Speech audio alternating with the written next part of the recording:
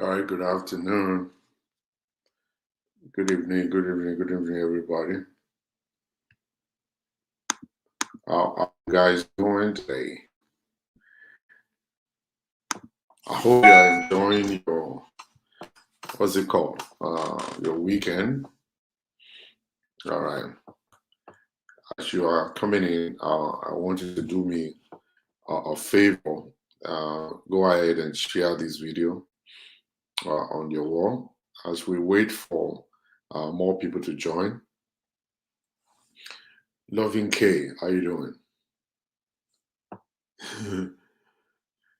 Lydia Okema, how you doing? Good afternoon, good evening. Peter K, how you doing? God bless you. Please let me know if you can hear me. Omoyemi Akins. Rosie Babs. Rosie Babs, you know, call me back. Oh, I did wait for you.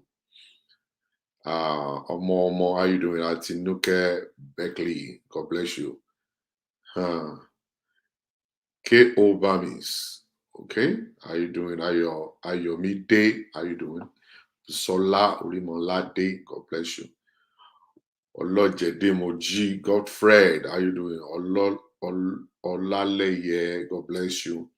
Princess Popola, wow, the names are just flying. Daniel Gia, Omoyemi Akins, how you doing?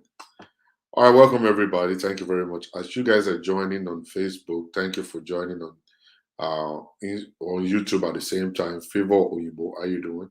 Omowumi Abiodun, Olabisi Oyeniyi, Mary Mark, LeBron Dex, God bless you. Lynn Akumba, Achumba. I'm sorry. Sorry, I can't pronounce your name. Uh, welcome. It's a beautiful Saturday afternoon.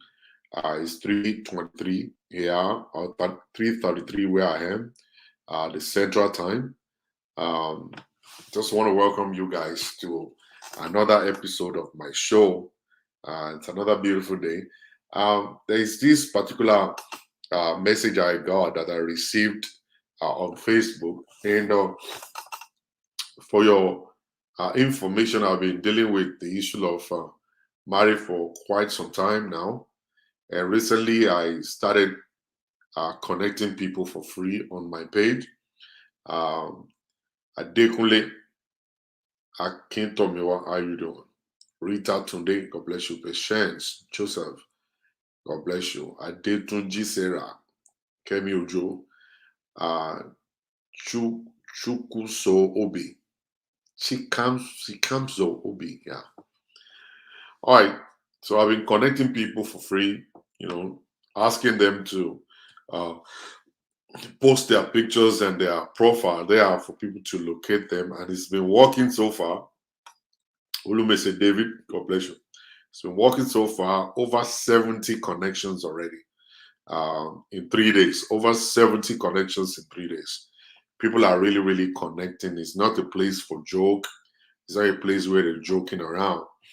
No joking around at all. Okay? No joking around. So I've been doing that. So, I've been receiving a lot of messages upon messages. Like every time people are sending in their requests, their questions and all that. And we've been dealing with those questions a lot questions. Too many questions, my brother and sister. And 98% of them are based on sex, and the others are based on um, understanding what relationship is all about. So friendship is important. As we go into relationship, friendship is very important. All right. Now, the question right now that I feel we all should deal with, and I will need your input, is the question is he said he loves me, but he is broke and is jobless.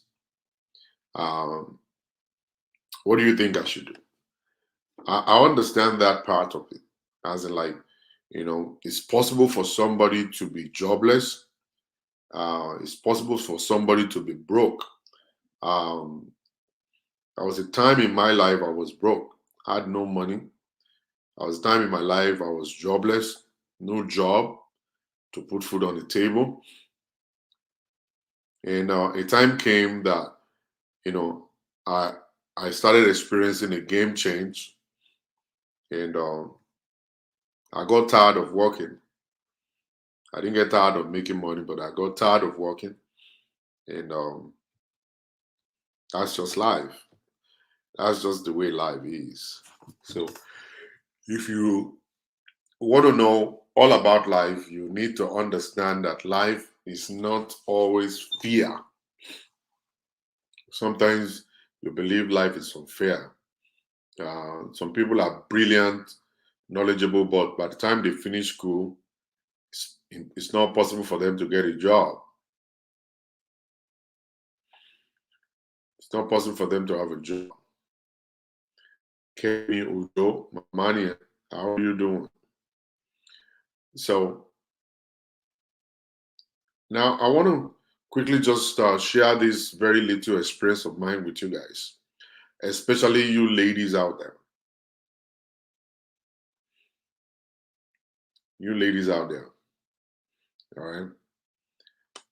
I believe that once there is love, once there is understanding, once that you see that humility, once that you see that potential, once that you know that this person is teachable, and you are able to perceive or to see the zeal that this person is not lazy.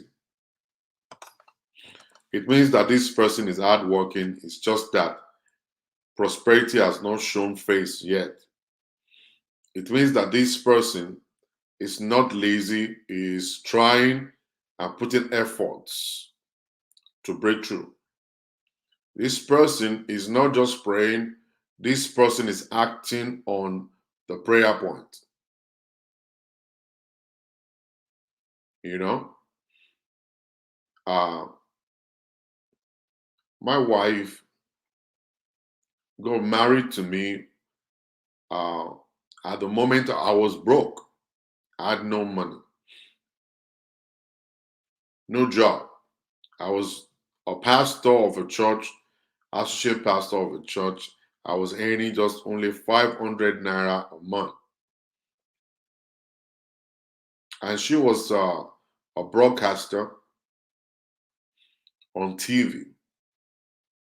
She had a job. She was working, and she would buy me clothes. She would buy me shoes, buy me all manners of things. It's very, very difficult to forget. You can't forget those days. Uh, you can't. It's not possible to forget. Always remember when you had nothing. At that point, when you feel like, okay, now life is very unfair to you. Other people are making it. Other people are having fun, but it seems like you are not just making it. But suddenly one nice, beautiful girl just walked into your life, and she changed everything. And she just changed everything. Um, she changed everything.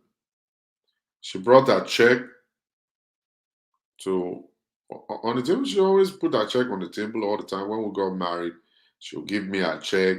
I'll be the one to keep the money in my account. I'll be the one to buy food stuff. I'll be the one to cook while she's working. Stuff. Be the one to take care of the baby and stuff. I had no job, nothing. But I was putting effort. Part of the effort I put at that point in time was I decided to start doing um, what people call alagba for. Alagba for, it's not really a dry cleaning business. It's more of me collecting these clothes, and I'll go by the riverside to go and wash those things, and then I'll bring them and put them on the line, and I will sit next to it until it dries, and then I'll iron them, put them in a bag, and then take them back to the owners. I was doing that. I was doing that, and I was working also at the church. I was still earning my $500 naira a month until the time came. I got fired from the church. I got fired from the church, and I was asked never to come back again. So I stopped. A case I didn't even know anything about. I didn't do nothing whatsoever. I got fired and I walked away from them. And right after that, I got another job to pastor another church for 5,000 naira. So I moved to that one. And all the while, we were living good, we were living right. There was um, kind of a connection. We believe in each other. There is this high level of trust, and plan to we plan to move to the future together and to build a real life together. Even though I had nothing, even though I was the one struggling, but she was able to place herself under me. She was able to submit her salary, to me, and I started using the salary uh, to run the home. I was using the salary to run the home, and I was making that little money on the side and all kinds of stuff. But within my mind or in my heart, I was telling myself that if I should break through, I am going to take care of this woman. If God will break me through, I will take care of this woman. She covered my shame. She helped me. She put that money on the table. I was acting like a man, you know, even though I wasn't making the money. No, I wasn't the one making the money. She was bringing up the money and stuff. And a time came, game changed. The game changed. And I didn't feel like, okay, I've been at the mercy of this woman all this while. Now I'm going to be the boss and I'm going to make her bow and I'm going to make her suffer. No, I didn't. When game changed, I started making more than her. Um, it was still the same thing, still our money, you know. So I looked at that sometimes, and I pity a lot of young ladies out there that believe that I cannot date a man because they have no money, but because they have no job. All right, it's possible for somebody not to have a job. It's possible for them not to have money, for them to be broke. That doesn't change the fact that they have the potential is there for them. They have the right education to make money. It's just that they are waiting for the right time when they will find the right opportunity uh, to go into a company and get that job or start a business and the business will change. All right. It's just waiting for that time. She was my wife was blind. She was blind to everything around.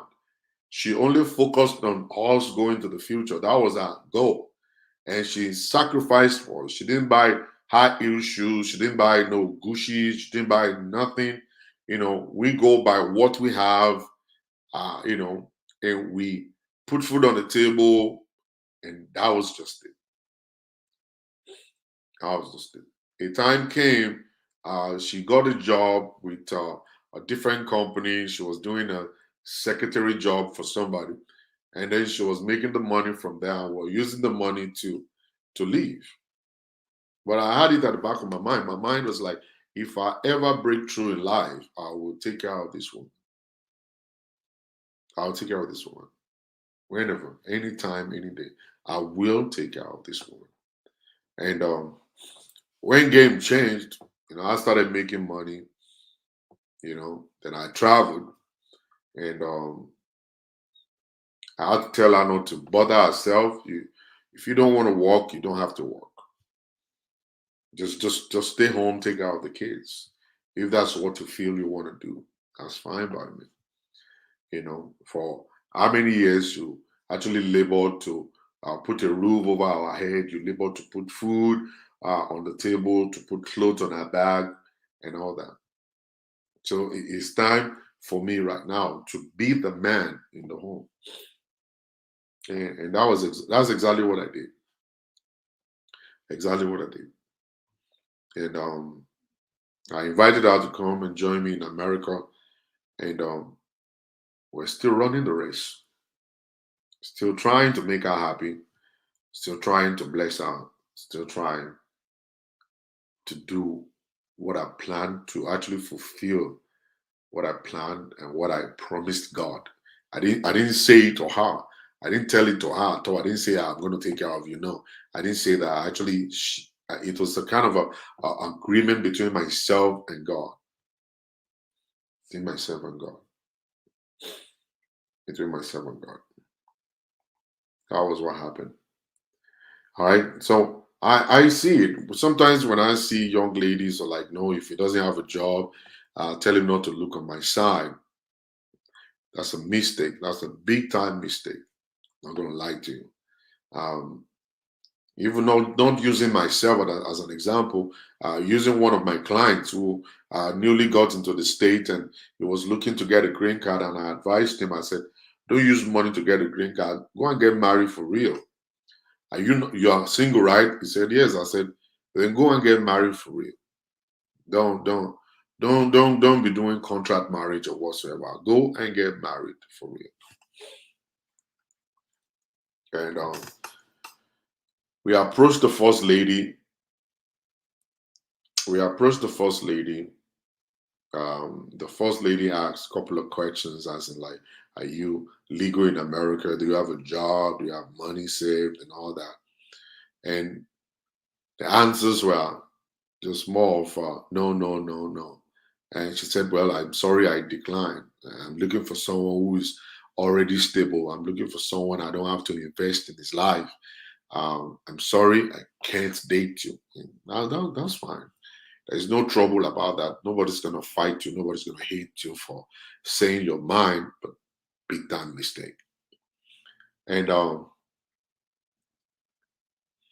eventually, we found another woman who, at that point, was ready to do the trial. And she said, "Well, Pauzela, I'm going to trust you on this. And if something else happened, I'm still going to come back to you." I said, "I don't know." I said, "Let's just put it in the hands of God." So we did. And the lady got married to this guy, filed paper for him and stuff like that. Boom, this guy went straight into IT. Boom, he became a cybersecurity expert. And before we got to know it, this guy started making six-figure salary. Now they got one kid. Oh my God. The kind of love is out of this world. He just newly bought a Mercedes Benz for his wife recently. Just newly bought a Mercedes Benz for his wife recently. And then he shared it with me, and the wife called me and said, "Pastor Jola," I said, "Now you're calling me right now. When is Mercedes? When is Mercedes?" Thank God you actually took a chance. Thank God you didn't throw it away in the bush. See what's happening right now. All right. So that's the stuff. There are times whereby you don't close your eyes because somebody doesn't have money or doesn't have green card, or somebody doesn't is broke, doesn't have money, and you feel like, okay, they're not the right candidate. How about if you marry the right person who's got money, who's got job, who's making six-figure, all kinds of stuff, and this person's treating you like a trash? How do you explain that?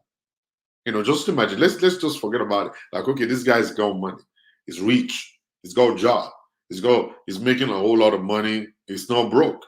But right now, this man doesn't respect you. This guy is teaching you, he's treating you like trash, like a doormat, beating and slapping you like constantly and everything. Like, you don't even have a voice in your own home. Think about that also. How do you rectify that? How do you rectify that? So the life that we live is all about, a risk. Is a risk. Life is a risk. Whosoever is not ready to take a risk will end up in a risk anyway. You are not ready to take a risk, you will end up in a risk. All right. Life is a risk. Yeah, I don't want it. I don't want it. I don't want it because it doesn't feel like, doesn't smell like, doesn't look like. All right. You're gonna be there for a long, long, long, long time. We have to take a risk in life. You have to jump on the risk in life. All right. So when you are now looking at that, I understand the experience when people are saying, okay, I've tried it before, but the guy was bad. The guy, took the green card, and then the guy ran away, and da da da da da da da da da. Yeah, so many stories like that. He gave it a try. He didn't get to work. It's just like taking an exam. It's not going to be every time you take an exam you're going to fail. You're going to fail, or you're going to succeed, or you're going to, succeed. Sometimes you're going to fail. It's not every time you take a job that you succeed at the job. Sometimes you don't.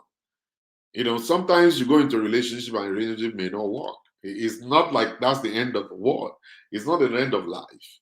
It's just the process of life. Sometimes you win, sometimes you lose. Sometimes you win, sometimes you lose. But when you continue to run away from losing and you're looking for a winning point, you might not find it. You might not find it. I understand that there are so many bad people in the society. There are bad men and there are bad women too. Bad men and bad women. The solution to that. The solution to that is for you to be good. When you are good, you attract good people. Don't pretend to be good. Don't have the mind of good. They don't let me, I don't know how to say this. Don't pretend when people are there to be good. Or is it when you pretend to be good? All right, they see you helping people just because of their eye service. When you do eye service, all right, eye service will never bring you anything good. Eye service, as in like when people are around, you do good. When people are around, you're respectful. When people are around, you're a giver. When people are around, you do great things. But the moment nobody's around, you become yourself mean, nasty, and all kinds of stuff like that. When people are coming around you, you're going to get pretenders. You're going to see pretenders who come around you because that's who you are. That's who you are. I always tell people this all the time. You see, the antidote to the attack. No, let me not say antidote. Let me say the solution to enemy attack in your life is for you becoming a Christian. When you become a Christian, enemy will have no power over your life. You see, that's the reason, that's the essence of being a Christian. The Bible says the name of the Lord is a strong tower. The righteous run into it and they are saved. You want to be saved. You don't want to kill enemy in your life. Just become a Christian. And then you see that you begin to attract goodness. You begin to attract peace. You begin to attract all manners of great things from God. All manners of great things from God. That's what you begin to attract. Then your own situation is no longer going to be like you're afraid of the enemy, or the enemy is coming, or the enemy wants to kill you. That's not going to be your own portion anymore, because now you have left the other side for the other side. You are now in Christ. All things are passed away, behold, they are new. Inside of that realm, you begin to attract goodness because that's who you are. You become good because now you have exchanged your physical being with the Spirit of God. So the Spirit of God will now start attracting goodness to your life. So whatever it is you want to see is what you attract. The person may not be on point. The person may not have a job. The person may not have money, but they have potential. They have a good heart. A good heart. A good heart. They're going to have a good heart. If you have a good heart, you're going to attract people with good heart. You will. Good heart. It's possible for them not to be rich, but they will be real. They might not be rich, but they'll be real. Some people don't want real people. They want rich people. They want rich people. They don't want real people. You want the real people, because real people will eventually become wealthy. And then they will stay real. They'll stay connected with you. They'll stay focused with you. And then everything around you will be more of blessing, blessing, blessing, and blessing. So don't push people away because they don't have a job. Don't push people away because they are not rich. All right? Push them away because they have no good character. Push them away because there is no potential to be anything. Push them away because their life is not the kind of life you want. Push them away because they don't have a life in Christ. Push them away.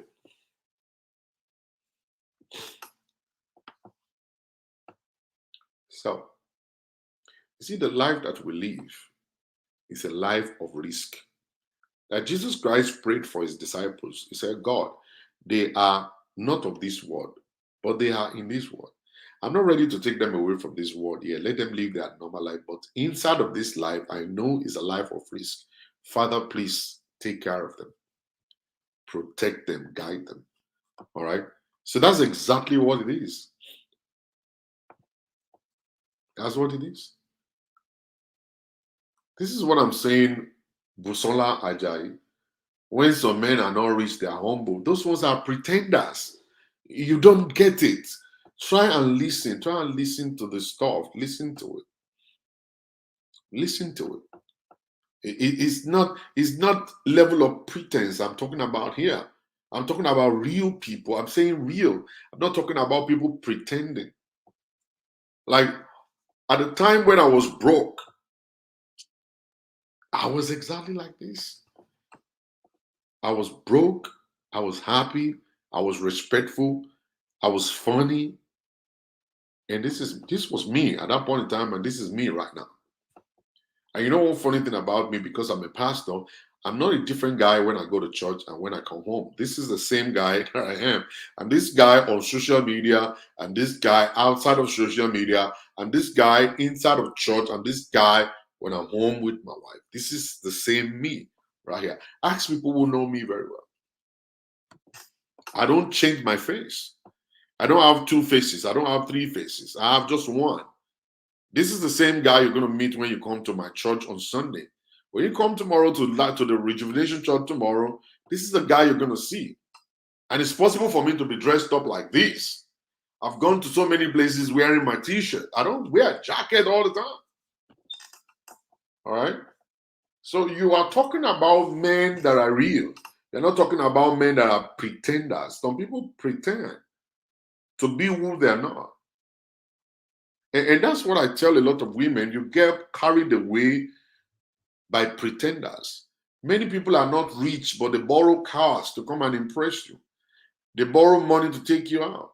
And then you fall for that stuff. Many people are not truthful. They lie to you. They cook up stories. And you fall for it. A man told me recently, he said, Pastor, Nigerian women don't want the truth. Nigerian women don't like the truth.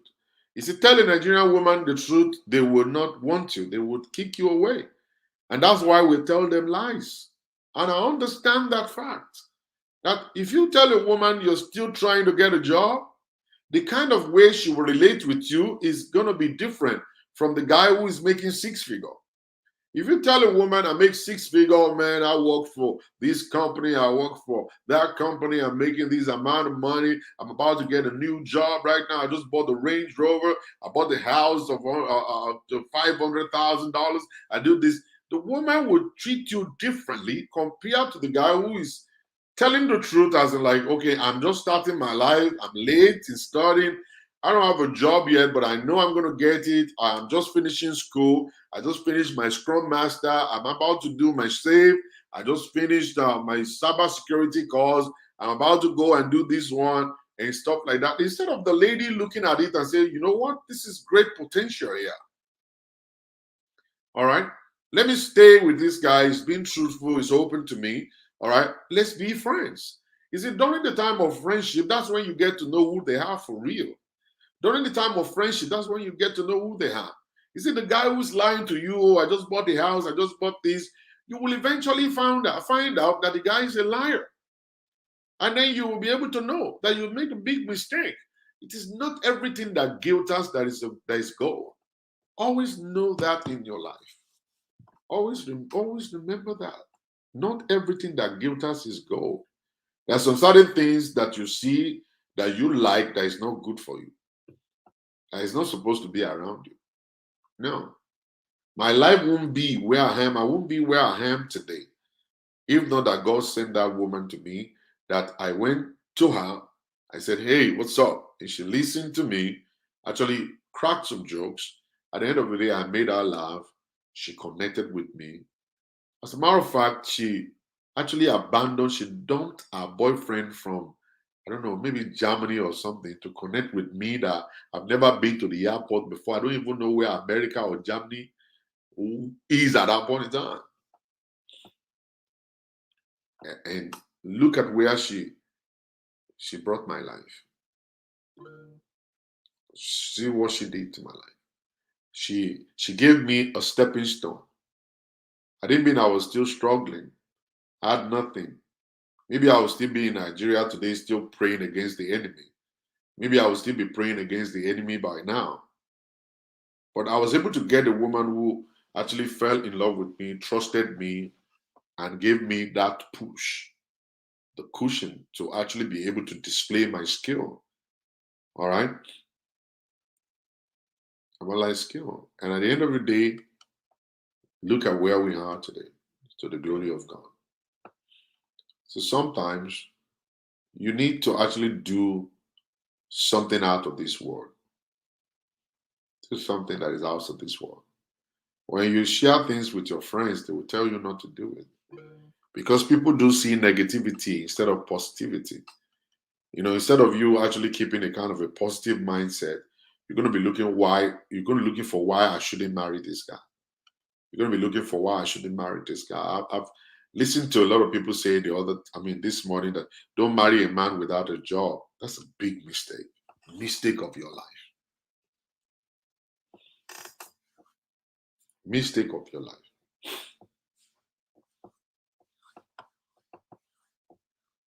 Mistake of your life.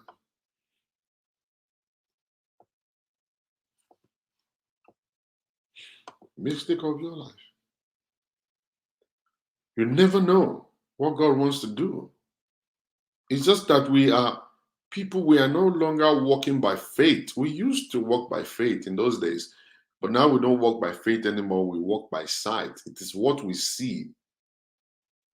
It is what we see that what we actually connect with. We don't connect with what we do not see. And it is because we have not developed to that point where we are good people, that you can look at yourself and say, yes, I'm a good person. Now, I'm a good person. All right? I'm a good person. Can you boast of that? Can you beat your chest and say I'm a good person? When you look around you, I wanted to show you this. This is the litmus test. This is going to show you who you are. This is going to prove who you are to you. You want to see yourself. This is how to see yourself. Look all around about you. Look at the people that are around you, people who love to hang out around you.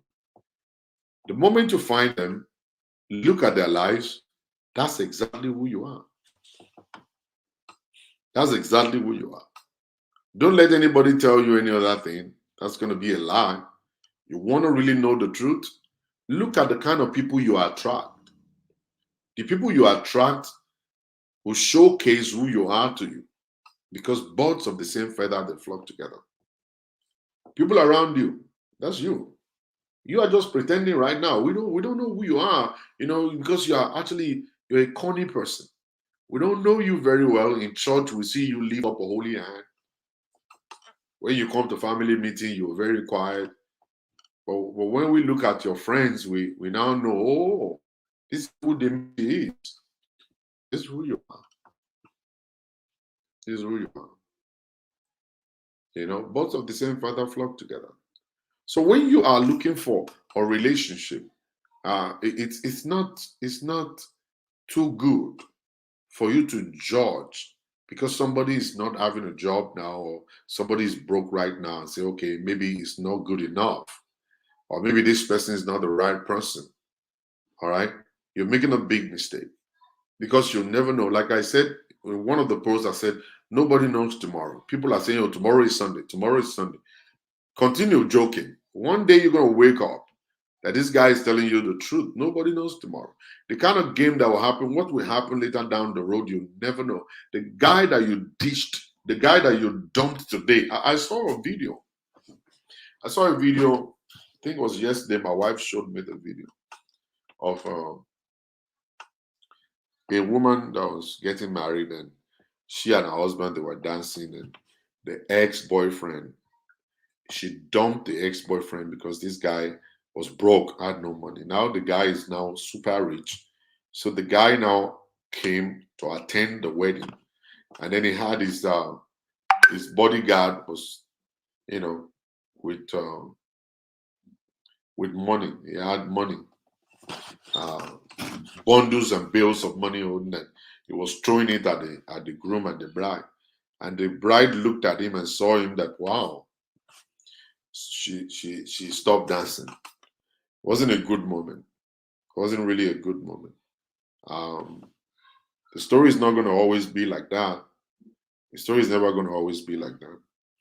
The story is going to change, but the issue is this: some of us we have experienced it. Actually, genuine love. All right,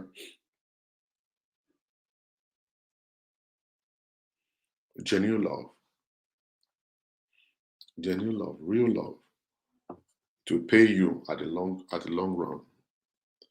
When you are open-hearted, when you love deeply, when you love deeply, if your love is not with any kind of ulterior motive, and your love is real and genuine, and you are rooted in God, let me tell you something. The end will always be great. Forget about what your friends are doing right now. Forget about how wealthy your friends, husband and boyfriends are. It's possible for you not to start on that platform. Your own platform may be different. Some ladies always want to compare themselves with their friends. Oh, my friend found a guy that is super rich. I'm gonna find a super rich kind of guy too. Maybe yours is not gonna be super rich. Maybe your own is gonna be broke, no job. Maybe what God wants you to do is to be able to stand by that person, and you never believe it. By the time that guy is gonna bounce, he's gonna bounce higher than the boyfriend and the husband of your friends. You never know. You never know. When you connect with God and listen to God, when it's God that is telling you something, follow it. Don't follow your own self, because when you lean on your own understanding, you are going to fail. When you lean on your own understanding, you are going to fail. You are a failure right from that moment. And I'm telling you the fact. Is it the only reason why people succeed when they enter into a relationship? I don't know. Probably you guys saw. I don't know. Probably you saw my wedding picture. If you didn't get to see it, I'm going to post it again. My wedding picture. I was so lean. I looked like refugee. Actually, I was looking good. At that point in time, I was actually looking good at that time. But before that time, I looked like refugee. And my wedding day, there was nothing like food at the reception. They had no food at reception. It was a broke man's wedding. And if you look at my face, I was so angry. The old pictures, I was so angry and stuff. Coupled with the kind of church where we were going at that point in time, it was a terrible place. So um, but the issue with it is God was in the midst of it. He promised us something. She gave her life to Jesus the same day I gave my life to Jesus. She was from a Muslim family. I was from a Muslim family. We were all from a Muslim family before my own parents converted to Christianity. Our own parents, they remain Muslims. So our mother is still alive today. The father died as a Muslim. My own dad and mom, they were formerly Muslim, and they got converted to Christianity. So we gave our life to Jesus the same day. So Jesus was part of the system, was part of our lives. So we knew exactly what we're doing, that you know what, this is actually going to work because we are fully depending upon the Lord and nothing more and nothing less. Nothing more, nothing less. All right. So there was this understanding between us that this is going to be until death do us part. We're not going anywhere. We're going to remain this. We're going to fight. We're going to yell. I'm going to punch the wall. I'm going to pick up my car key and drive out. I'm going to say some nasty words, but eventually it's never going to end up in divorce. And we had that understanding, and that gave us that privilege of shouting, yelling, and talking and doing whatever. And we have never invited anybody to come in between us to settle any quarrel until today. Until today. I was able to learn something from while I was so young. That I'm sorry, is actually the shame medicine for every situation in life. For every situation in life. I am sorry. I am sorry. That is that word. I'm sorry. I have been able to learn when someone is angry, when someone is mad at you, and the first thing when you open your mouth to say is I'm sorry, it's not intentional. I'm really sorry about it.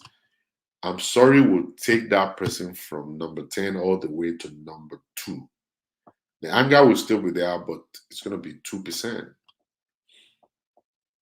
And the person will be ready to listen to you. And whosoever, if you don't understand that in marriage today, or even in relationship today, you are actually not heading for the right direction. You must be able to talk to yourself and knock your pride down. Ego must be knocked out from your life. And you must be ready to say, I'm sorry at every point, even if you are not the one that is wrong. Because as a man, you want to maintain your home. You want to maintain peace in your home. You don't want anything to rob your peace at all. So if you don't want to be robbed of your peace, the very first thing you must first of all do is to knock ego down from your life. Knock ego out of your life. If you can knock that ego out of your life and you know how to say I'm sorry, and you always say I'm sorry, either you're the one that is wrong or you're the one that is right. It doesn't matter who is on the right and who is on the wrong. Just stay and just say I'm sorry. The other person will be ready to listen to you. Even as a woman, learn to say I'm sorry. Try to maintain peace. Don't try to score points. Don't try to be the one that is right and he is the one that is wrong. Don't try to be the one that is right and she's the one that is wrong. Don't be looking for someone that is wrong. All right. Always want to maintain peace so that your marriage will continue to stand. I can live with anybody in my life. I'm telling you the fact. I can live with anybody. I will create my own peace. Even within the relationship, I'll create my peace. You will not be able to rob me of my peace. You won't. Like the song I listened to today, I'll blow your candle light. You can't destroy my vibe. I will blow your candle light. All right. I know exactly what to do to live with anybody. I can live with anybody. I can live with someone who would love to nag, somebody who is angry, somebody that is mean, someone that is lazy. I will live with you big time. I'm telling you, I will live with you big time. I will create my own peace. I'll create my own joy. I'm telling you, I will create my joy. I'll create my peace. I will humble myself to actually maintain peace in that relationship. I will say sorry at the point of every little argument. I'll make you look like a fool all the time. I'll make you look like an idiot all the time. That when I'm no longer there, you will sit down, you think about your life, you tell yourself, I'm a fool. I'm going to make you look like that.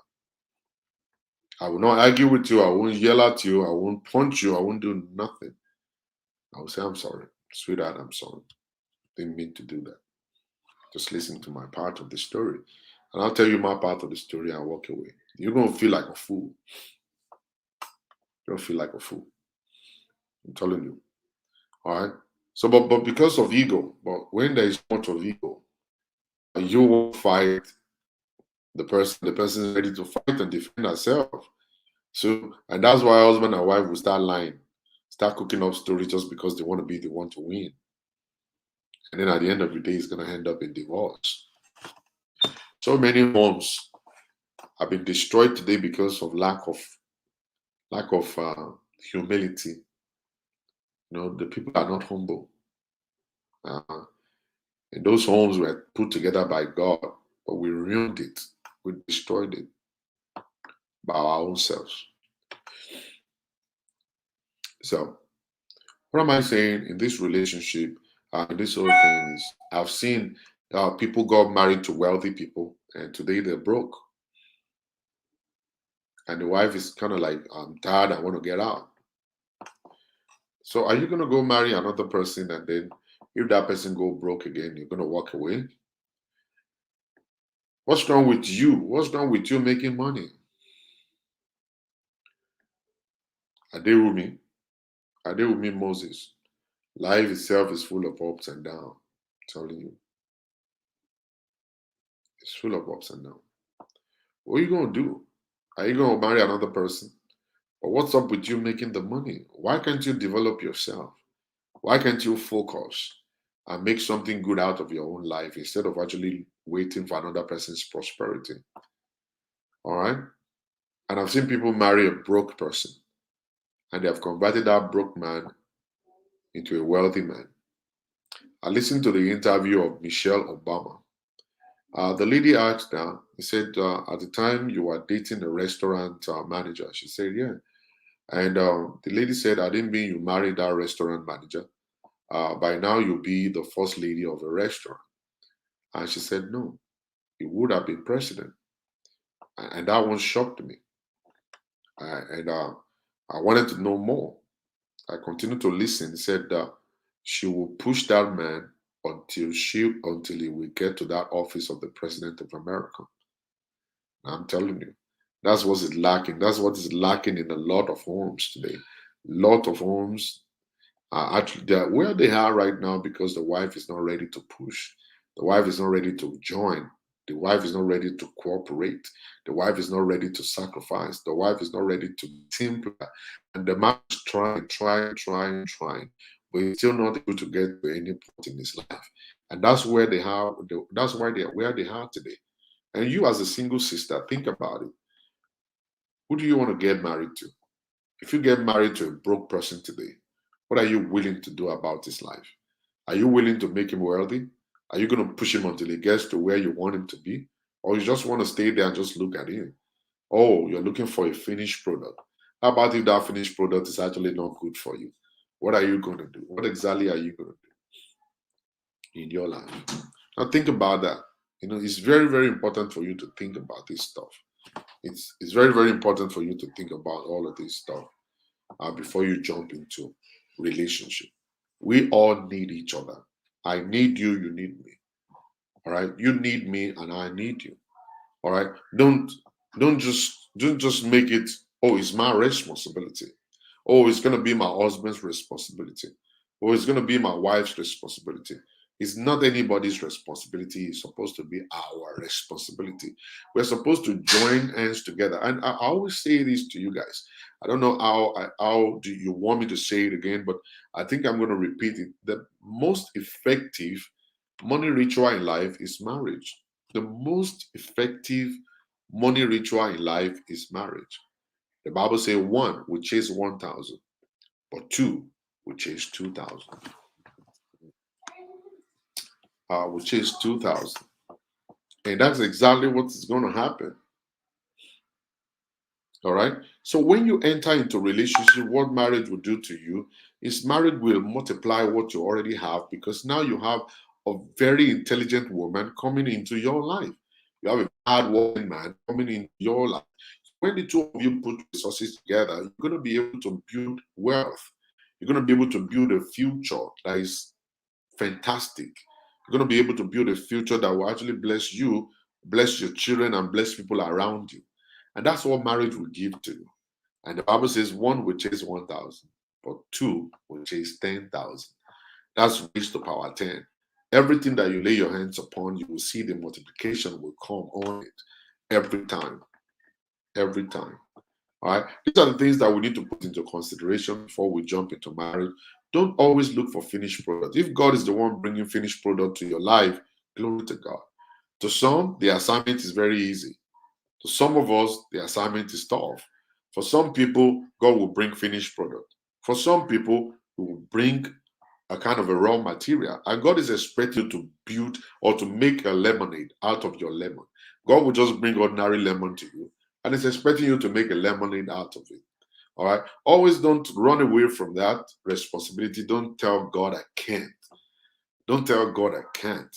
But God, He's the one who gave us the privilege, the one that gave us the what do I call it? He gave us that capacity.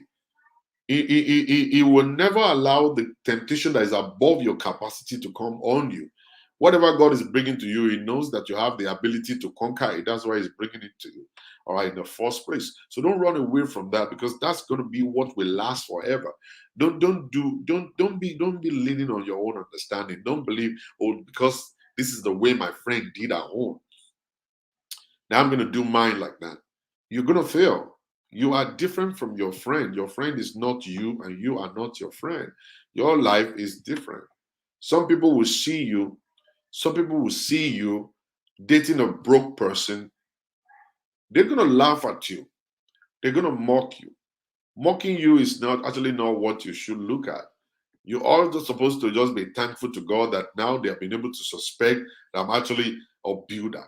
All right. They look at you like stupid, but you're actually a builder. God gave you lemon, and you're about to make lemonade out of it. All right. And then one of these days, after like 5, 6, 7 years, then your life will turn around and then you see the guy who is already the minister of God, or probably he's a senator, or maybe he's a commissioner of a place, or maybe he's a business owner, or maybe the guy is actually the president of a country. And they look at him. And then that's when they will understand. Now we know what she saw. People will not always see. They will not always know. Because you are the only one who could actually see it. It's your vision. It's nobody else's. They may not be able to see what you are seeing. You are the one that's seeing the vision. You are the one that God has revealed it to. It has not been revealed unto them, so they don't know. So they're gonna wait until the result will come up. So when you know that this is the will of God for your life, that God is the one placing the lemon in your hand to make lemonade, just wait for that time and continue to put your work into it. Continue to go to work and continue to put your effort into it. A day will come that your testimony will show forth and people will get to see it. And that's when people sing, Èmi lẹni táyé ti rò wípé kò lè dá nǹkan rẹ̀ ṣe. Ṣùgbọ́n mo rí àánú rẹ̀ gbà. Olú ọ̀run ló bá mi ṣe. People look at you, they look down on you, they don't believe, they couldn't see that probably, they don't believe you are going to be able to make it in life. But today, come and see who you have turned out to be. Many of us are listening to me today. We are from a very humble background. We came from a very poor foundation, poor family. They call them in Yoruba, Oma Tapata Dide.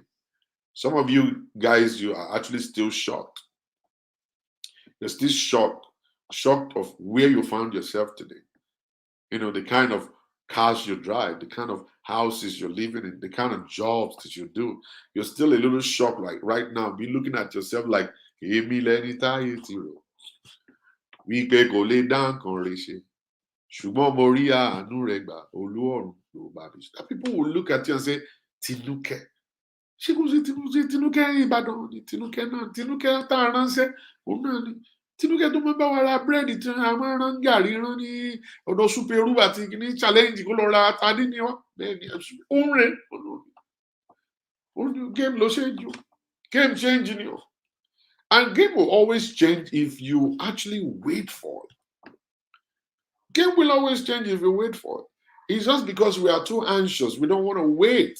Some of you guys are still you guys are still stuck right now. You're supposed to have gone for that nursing training 5 years, 6 years, 7 years ago. And the training is just only 2 years, 3 years. You could have been finished by now, but you're still waiting. You're kind of like really holding yourself down. And that's why you're not where you're supposed to be today. If you follow the push of God, just allow God to push you a little bit. Allow that your boyfriend or your husband to push you a little bit. You'll get to where you're supposed to get to. And as a man also, allow your wife to push you. I always tell this to people. There are some women, they are tornadoes. They are tornadoes. They are designed to spin. They cannot rest. They are not that kind of a woman that goes to sleep. They are tornadoes. And there are some men, they are just lakes, just feel like just satisfied with where I am. I'm just good with where I am. And then when they pick a wife, they pick the tornado. And the tornado coming into your life is never going to allow your lake to just be. Your lake will eventually become a river. Because when the tornado will start spinning the lake, there will be a place that's going to break out. And then the lake will start flowing. And the moment the lake starts flowing, it becomes a river. So many of you guys today, you have not allowed that push. That's why you're where you are. Many of you argue. Many of you block your wife from actually spinning on you. And that's why you're still where you are. And don't forget, every one of us, we need someone to push us. There is one particular theory, or I don't know what they call it in physics, that every object remains in a state of rest until there's an external force that is applied to it. All right. Now, the moment there's an external force that will apply to it, then the object will start moving. And some of us cannot move. We need something to push us. We need someone to push us. We need someone, they call them destiny helpers. They help your destiny to flow. It might be your wife, might be your husband, might be your friend, might be anybody around you.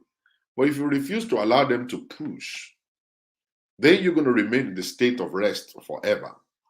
And we all wanted to move. We want to be dynamic in life. We don't want to be stagnant in life.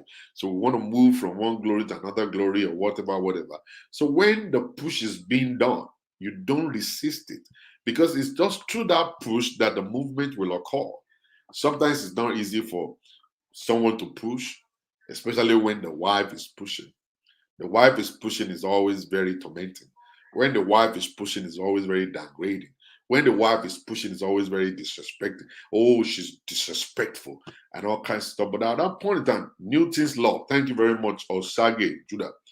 But at that point in time, if you allow yourself to be pushed and you obey the Newton's first law of motion, you will find out that there is still something that is so great about your life that you're not yet at that destination, that you can still go further in life. Just allow it to do. I mean, allow someone to push you. Somebody's asking you to go over and study IT right now.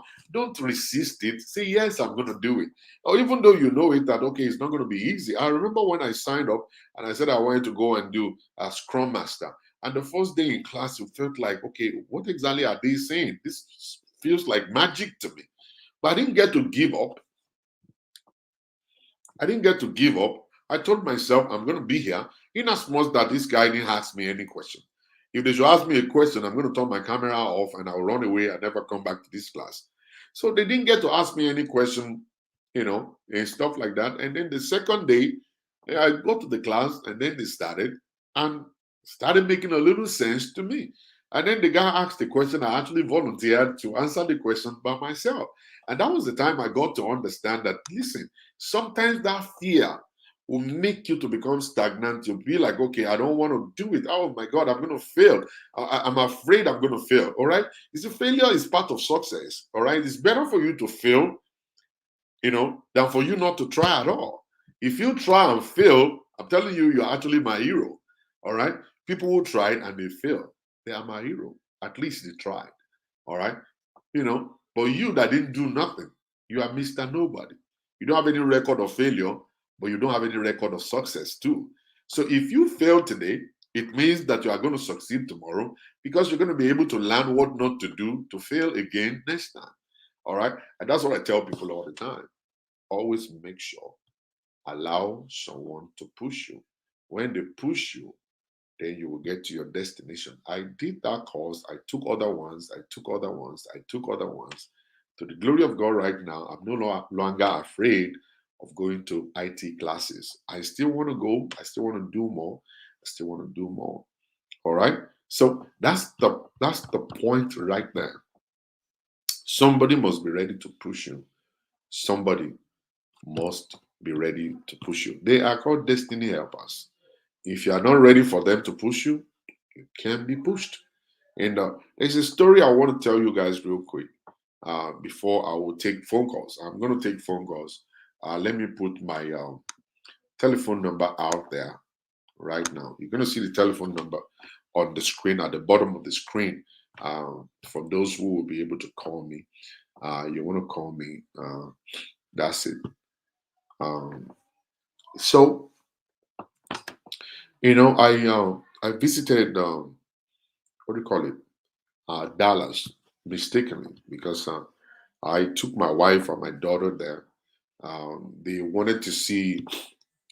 They wanted to go and visit their friends, and I said, "Okay, I will take you guys there. I got nothing doing in Dallas. I don't have anybody I want to go and see in Dallas, but I'll take you guys anyway." So I did. So we drove all the way down. I got to the hotel. I checked in. They took my car to go and visit their friends. I was alone at the hotel. I was thinking I was going to be able to stay there by myself and do my work and stuff, but a time came. It became a little boring. A little boring. Blessing Stephen, I'm about to tell you what happened to me. This is how I met a destiny helper, and I want you to listen carefully. Now, so I was at the hotel, so I actually posted something on my Instagram page. I said, Dallas is boring. And all my followers in Dallas decided laughing. Oh, Pazola, where are you? Where are you staying? Why do you say it's boring? And suddenly one of them, I've never met this guy. Just messaged me and said, Pazola, can you send me your phone number? So I did. So he made a phone call and said, hey, what's up? Where are you staying? I told him, he said, it's not probably like about 10 minutes to where I am right now. That I'm going to stop by and pick you up and then we'll go to eat. So I said, okay. So I got dressed up. I waited for him. He called me, he said it's downstairs. So I went down there. So jumped in his car. We drove all the way. And then we stopped by one Amala joint, one very nice restaurant now. It's owned by a pastor who is no longer pastoring, who is now a restaurant owner and is making a lot of money. So we sat down there, we started talking, and I overheard him. You see, when people are talking, I need you don't just sit down and be a dummy. Don't just be a dummy.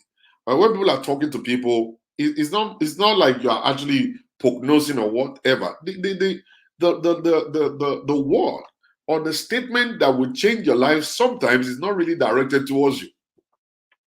Just want to tell you that. Sometimes that particular stuff, that statement that will change and transform your life is not really the statement that somebody intentionally is saying to you or said to you. Is actually being said to another person and you just overheard it. And then after the whole conversation was done, you actually went back and said, I was listening to you talking to somebody the other time about so and so thing. I'm actually interested in that thing also.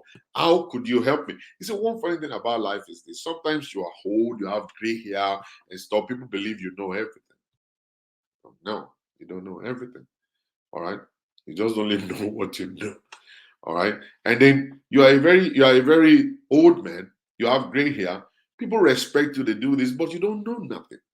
But instead of us bowing to a younger person to say, teach me, we don't want to because we believe, okay, I'm older than this person. Or why should I be the one to bow to this person to teach me something? All right. And it's a big mistake, man. That's a big mistake. All right. I've been able to learn that. I've been able to correct my life. So I overheard it. And I said to this man, I said, sir, I heard you say something to somebody, this. I myself am really interested. And he was, Baba, no, Pastor, daddy, fi ọ̀rọ̀ daddy leo. You see all this gray hair. It's just wahala lojo di gray. It is not enjoyment that makes it to be gray. It is here. Take me out of this stuff. Teach me the way. Let me know the way and stuff. And he was like, And you know one funny thing about this whole stuff is that when they're supposed to collect money from you, they won't collect money because you're an old man. You see, this old man, let us help him. Let us help him. Then they will help you. They will show you small things, and stuff like that. And I'm not telling you guys a lie now. I'm just telling you the truth right now. I'm telling you nothing but the truth. So I told this young brother of mine, I said, sir, listen, I need you to teach me this stuff. And he was like, really? I said, yeah. He said, hey, daddy, I'm going to daddy leo. Kò sí daddy kankan bí kankan. Daddy eléyìí ìyá ló jẹ́ kí gbogbo eléyìí di funfun. Tí bá jẹ́ bá ká ní mò ń jẹ́ gbádùn ní gbogbo eléyìí á sì dúdú síbẹ̀ o. and stuff. And that was how he picked me up. And then, and every time he say, Pastor Abo, oh, you get him on, she bet him on, I don't know it, oh. She bet him on, I don't know it, oh. Show me, oh. I don't know it. And that was how he started brushing me up and sharing some certain things with me. He said, one funny thing, what I want to say quickly before I move further is that it's possible for people not to tell you things because they are not being sent to you. There are some people that God has not sent to you. No matter what they know, they will not share with you. They won't. You will be there struggling and they will be making money. They'll be taking you out to eat pepper soup. They will pay for your drink. They will pay this. They will pay that. Even sometimes when you approach them for your rent, they will give you money for your rent. But they won't teach you anything more than that. But if God is sending them to you, they will teach you everything that they know for you to be able to get on your feet and even know more than them. All right. So this was the guy who advised me to do this, and he took me every step of the way. And I found out that this life is so easy. All we need is a direction. All we need is somebody who is willing to show you the way. Many of you guys are just perambulating and going in circles. Just imagine 20, 30 years in America and you're still going in circles. And you're hearing six figures, six figures, six figures. It's just all about you hearing six figure. It's difficult for you to actually even think about it that it's possible for six figure to come into your life. And it's not the truth. It's just because you don't know the direction. And some people don't even want to know the direction. They always believe they know. They are so used to the wahala they are doing. They're so used to nothing stuff they do that they're always afraid every time for their certificate not to be taken. Oh, I'm going to the world. They're praying, God, don't let me give somebody wrong medication today. They're praying, don't let somebody insult me, don't get me mad today. They're praying to God, Father, let me maintain my cool. Some people just believe, let me just go do security guard. Let me go do security guard. Just imagine you doing security guard at night, or you're opening the door for people in McDonald's and stuff and everything, and you be there and you're happy doing it. And every time they give you overtime, you're happy. Overtime. Overtime. Just imagine you just glorifying and show glory overtime. I don't know the English. You're glorifying yourself in overtime. While other people are going all around and spending money, you are busy working overtime and you're still not making life. And you're still there. And you don't even have what they have. Other people are going on vacation, you cannot. You are always saying, give me more job, give me more job. And you are happy overtime 24/7 of your life. And you know one funny thing? I met this guy who works only 4 hours a day. $4,000. 4 hours a day, $4,000 a day. That's all. It's mind blowing. You sit down and then you look up and down and you say, this one for it me no money. So very that means no money. Sẹ́ni kan lo ìràwọ̀ mi. Gbogbo ẹni tó ń lo ìràwọ̀. Gbogbo àwọn tí wọ́n mú mi tán mú mi ṣiṣẹ́ bí erin tí mò ń jẹ̀jẹ̀ ẹ̀rí. Gbogbo ẹ̀yẹ́ ní mi burúkú tẹ wá láti father side. Ẹni kú rẹ o. Ẹni sáà tó dájẹ́. You will begin to pray and pray all this nonsense prayer you pray. Then you will not understand that nobody is using your glory, nobody is using your head anywhere. It's because you don't have the right information in your life. You don't have the right information in your life. Some people are nurses today. There is different ways to becoming a nurse. There are different schools you could attend. Some they actually took their training at home. Some, they did that. Some of them, they travel to a different place to go and do their training, and now they're back. But they won't tell you that stuff. But you are just busy there, just, praying and praying and praying. And I told this young man, after I finished my training, and companies were calling me for interviews, I told him, I said, I think I wasted almost 10 years of my life just reading Bible. He looked at me, he started laughing. I said, yeah. I said, while I was in New York, I was just busy reading Bible. Instead of me reading textbook, I could have been reading textbooks. I was busy reading Bible. And some of you are doing the same thing right now. You're busy reading Bible, where you're supposed to be reading textbook. You're supposed to be reading textbooks. There's so many ways to making money. So many ways to making money. I'm telling you. So many ways. Short courses that will actually get you to that point of getting a job and doing the job and making money for yourself. And you will still have time for your kids. You still have time to roll to the club. You still have time to hang out, to eat pepper soup, to live life. Some of you guys don't have time to live life. God has given you time, but you don't know how to manage life, how to manage your life, so you are losing time. Time is not your friend. You don't understand that stuff.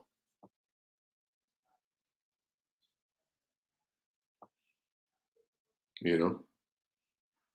So now, so the young man taught me, and it took me by the way, and it showed me some certain things. My God, glory to God.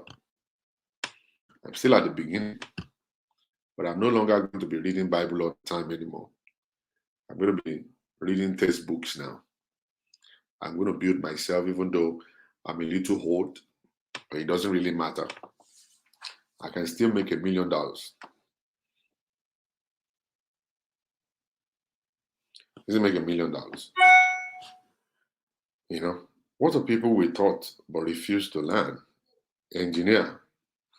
That's what I'm talking about. They won't allow people to push them. I've already advised them already. Pastor, the Bible you read has made you successful. No, true teller. Don't fool yourself. There is the law of this land of the world. That's why Jesus said, "Give unto Caesar what belongs to Caesar, and unto God what belongs to God." You see, God and Caesar, they are two different things entirely. You want to prosper in life, make money. They don't spend money in heaven, so they don't have money in heaven. All right. Donald, I mean, what's the name of our president now? Joe Biden is the one printing money, is the one controlling money. So you want to make money, you have to do what will position you to make that money from Joe Biden. If you want to make heaven and live a decent life, that's what you learn from the scripture. That's what you learn from the Bible. I was reading the Bible to make money. I was reading the Bible to make money. Let them invite me. Let me go and preach everywhere and collect honorarium and stuff. And now I look at honorarium as a waste of my time. Why don't I just even go there and just bless them? I still donate money there and just walk away. All right. If God start blessing my life right now from the job I'm doing, all right, I will be able to go to a smaller church, a small church where they don't have much. And when they now try to struggle to give me honorarium, I'm going to actually go back and sow that same seed into their own ministry and say, you guys need this more than me. I'm only coming here to be a blessing. God bless you. Thank you. And I walk away. All right. It's not like I'm actually expecting money all the time. Every time I go to minister, oh, give me honorarium. How much are you going to give me? How much are you going to do this? No, I don't want to read the Bible to make that kind of money. I want to go and study and become a businessman and become an IT specialist and make that kind of money I want to make. And at the end of the day, go back and teach them. I mean, people what I need to teach them, bless them. At the end of the day, not expecting them to give me anything. If they do in a big church, I'll take it. But if it's a small church that is still struggling, I will sow it back into their life. I'll sow it back into their life. All right. I'm not a fanatic. I'm sorry. So I understand what I'm telling you, what I'm saying here. I do understand it. All right. So when you give unto Caesar, what belongs to Caesar is more of you going to school, getting the job, writing his resume, finding the job, and doing it. So this brother that I'm talking to you about took me by the hand, he dragged me all the way. He's still dragging me till now. There's still a new class that he registered me, and I'm taking the class right now. You know, so there are no IT certification content in the Bible. Thank you, Jerry. Thank you for saying that. God bless you, my brother. So I'm still taking more. I want to take it, and he said to me, he said, Pastor Jola, I said, sir, he said, do you know you can make $80 an hour? You can make $100 an hour. I said, I believe you. He said, that's how much he's making right now. $80 an hour. That's how much he's making right now. Right? He met us here in America, and he actually is making all of this money right now. And this person I'm telling you is a pastor too. All right. His own pastor is different. Will rock and roll to your place, well decked out. His shoes, his wristwatch, and everything. You may be thinking it's tithe and offering. You're making a big mistake. And that's the way I like my life to be. I want you guys to be saying, oh, it's our tithe and offering. It's our tithe and offering. No, it's not your tithe and offering. It's my job that I do. It's blessing my life. So, what brought me or what took me to this point is that when you want to get married, it's a fact, it's the truth that people do say no to anyone without a job. I will say that also. But looking at my life, where I started from, I believe that is a wrong thing to do. If it is the will of God, follow the will of God. If God is the one leading you into it, let God lead you into it and follow His will. You will know exactly, or you will see exactly where you're going to land. It's going to be beautiful. No doubt about it, by the grace of God. All right. So God bless you. Thank you very much for watching this episode. If you are based in Houston, Texas, you want to stop by our worship center tomorrow, you can do that. You can make a phone call to me or probably send me an inbox message. I will send you the address of the place you can stop by to fellowship with us. If you have any question for me, the telephone number to reach me is on the screen, 346-387-9891. That is the telephone number to reach me in the studio right now. So you can make your phone call to me quickly before we wrap it up. If you have a question for me, that's the telephone number, 346-387-9891. That's where it is. And God bless you. As you are going to be calling, I'm going to wait for calls. I'm going to wait for your phone call right now. The telephone number on the screen, 346-387-9891. That is the telephone number to reach me in the studio. If you have anything for me, Elijah is on there also. If you want to connect with him, in case you have questions as far training and stuff, he will be able to help you out also. Right then. That's the way it's going to be. That telephone number is on the screen. I'm going to be waiting for you. I'll be waiting for you to make the phone call. If we don't didn't get to receive any. All right, let's pick this call. Let's pick this call. Hello. Hello, Pastor Stella. Hello, ma'am. Good afternoon, sir. Good afternoon. Thank you very much for all your services you give to our community. You have changed the face of the typical African culture that we have in mind using Christianity. I've been following you for a long time now. Yeah. My perspective and everything is just changing with your help. I really appreciate you. Thank God. Pastor Shola, I'm calling particularly for one reason. Yeah. So now, most especially the Nigerian community, I'll say it's common with the African community, but most especially because where we're coming from with the traditional Christianity rules and all of that. Yeah. So one big thing that I live in Missouri. Okay. One big thing I have discovered in our community is about when you talk about life insurance and that pertains to death. They think life insurance is about death, and even if it's about death, people don't care about getting life insurance. Once a year life insurance, that's when they will quote scriptures and say God will do this, God will do that. We see our community during the COVID last year.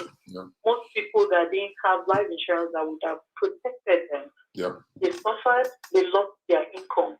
I would like you to talk about it.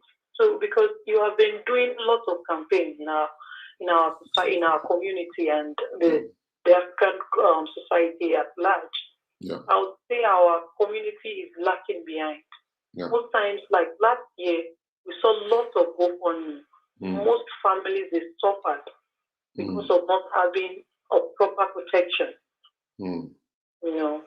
So that's one big thing, concern that I still see that we are lacking.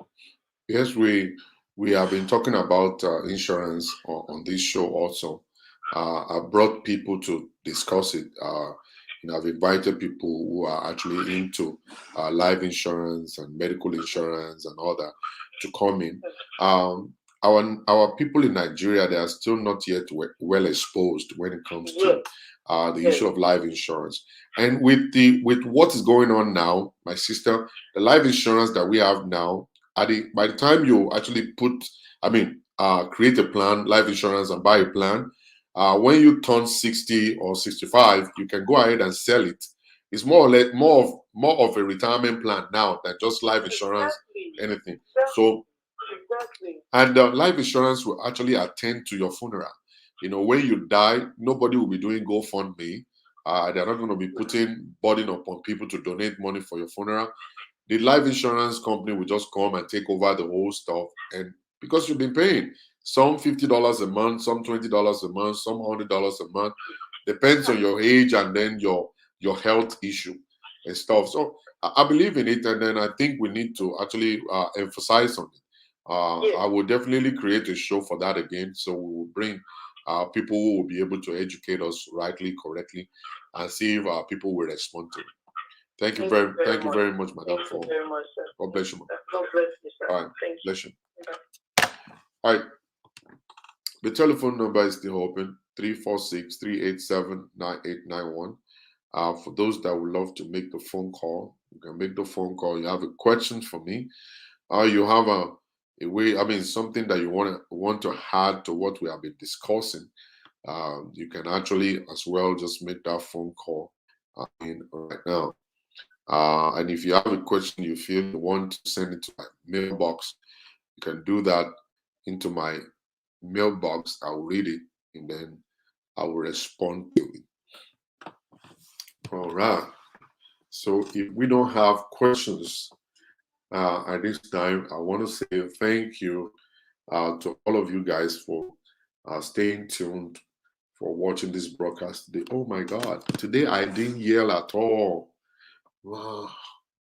I think I love this one. I love to do, I want to start doing my show like this, like no yelling, the kind of no yelling show, but the yelling show always give me inspiration. I get the inspiration is so very much, but with this no yelling, I just love it. It's quiet, easy, step by step. You know what I'm saying?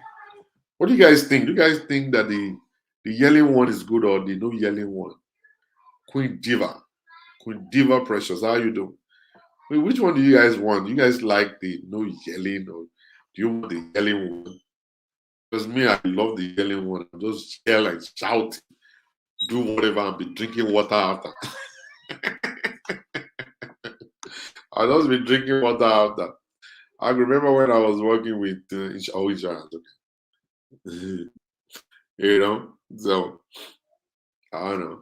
Maybe I was just I just do the shouting one. The shouting one is good. The lion is good. The calm is good. Good. I noticed that he's make you a perfect gentleman. As his spirit lead. Taiwo, he like any which way. All right, let's do as the spirit leads. Because the shouting, I love the shouting. I will just shout at anybody anytime. Hello, Pastor. All right, somebody's calling here. Kemi says shout though. Hello? Hello, man. Yeah. Yes. Good evening, sir. Good evening.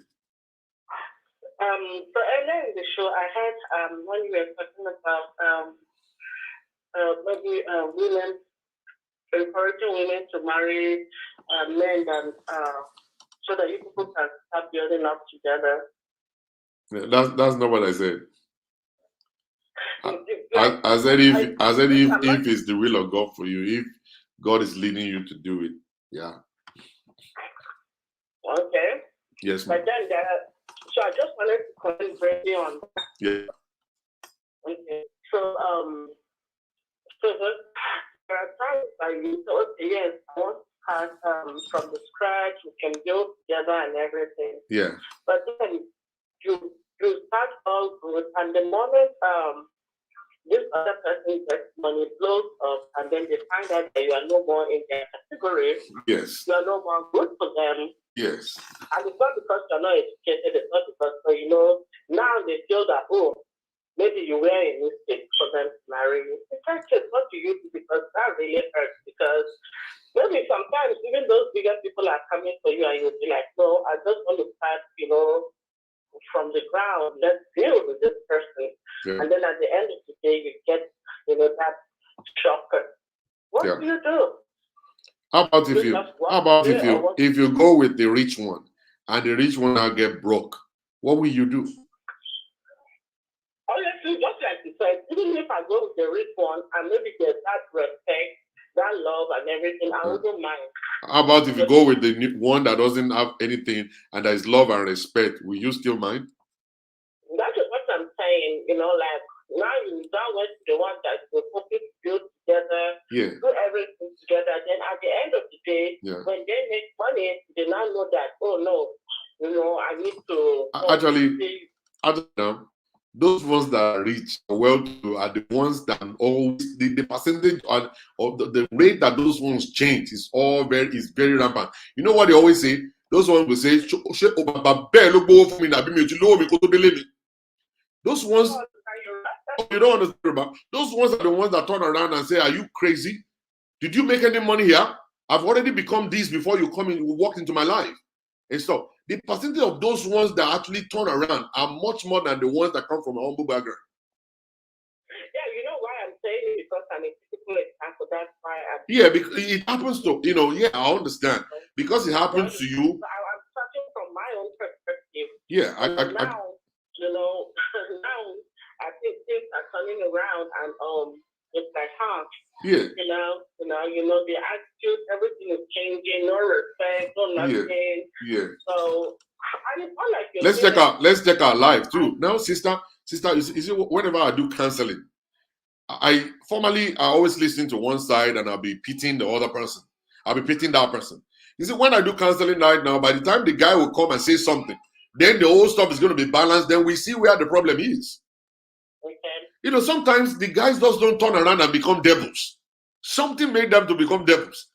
You don't understand. You see, there are so many things that women too needs to actually maintain that they always refuse to maintain. I just took a counseling session like about 3 days ago. I'm really sorry I want to say this, but I know they're going to forgive me. Now, they got married 17 years ago. And this guy's been telling the wife 13 years ago to change her attitude as per dressing. That this wasn't the woman I got married to. The woman said, are we not married? What am I supposed to do? Who am I trying to impress? At the end of it all, this is the 17th year. The guy is still saying the same thing. And now the guy is now filing for divorce. And the woman is saying, upon what? Upon over what? And I told that woman, I said, I will file divorce too if I'm that person. But women don't see some certain things. Sometimes women they want to connect to their parents. They want to connect to their uncles. They talk to their sisters more than talking to their husbands. Sometimes they do things and they hide it. And the men are looking at it. You see, we African women, we need to sit down with counselors and let the counselor teach us some certain things. Maybe I shouldn't say counselor, maybe I should say coaches. To coach us and train us that what you use in getting him, that's what you can use in maintaining him. That's what you use in maintaining the guy. So there's always two sides of the story. There's one side. There's one side. Yes. Yeah. I believe that too. Good. Good. So it goes both ways. I don't believe in just getting married, madam. I believe in servicing your marriage 2 times in a year or 1 time in a year. Don't wait until problem will happen before you service. People service their relationship. They go to a counselor 2 times in a year to know where they are. Where are we going? What is different? What is going to change? And all kinds of stuff like that. So we need to check it out. We need to check it out. So those are the things I'm talking about. All right. It is well, man. God bless you. Thank you for calling, man. Yeah, bye-bye. Yeah. So we need to understand all this stuff. It's not always we're supposed to just look at divorce. Oh, I got divorced. This. Maybe because he's making money. Maybe because he's rich. Maybe because it's this. No, it's not because he's rich, not because he's making money. There are certain things that we neglect. There are certain things that we're supposed to do that we refuse to do. All right?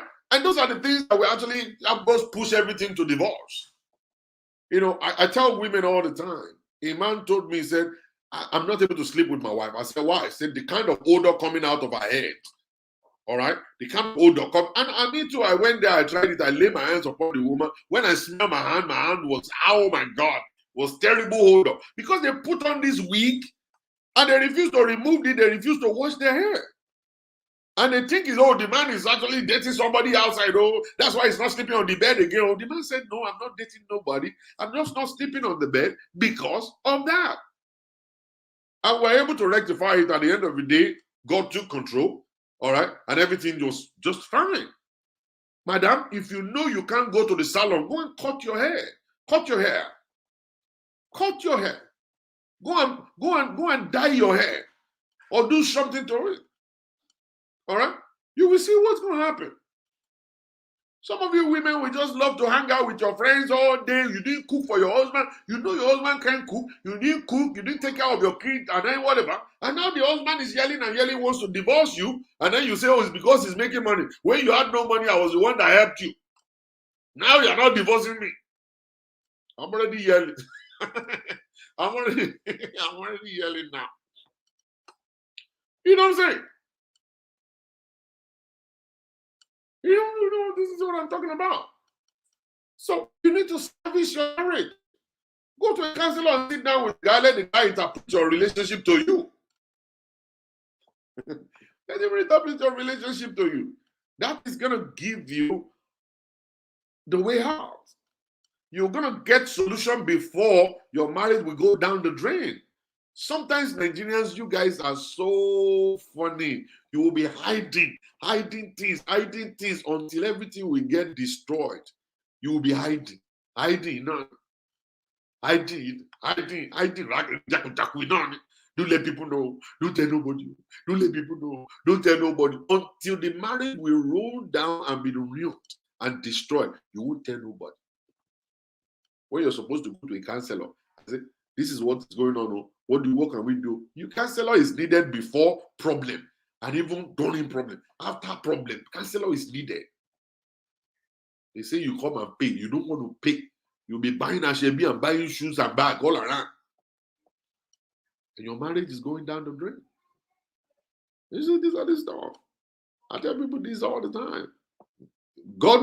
May God allow Nigerians to wake up. We are sleeping in a lot of things. We are sleeping when it comes to religion, the Christianity. We don't know Christianity, don't know Jack. When in Christianity, we don't have friends. No friends at all. No Jack. No friends, no nothing. You don't even know how to make money. You don't doing wahala. That's all you know.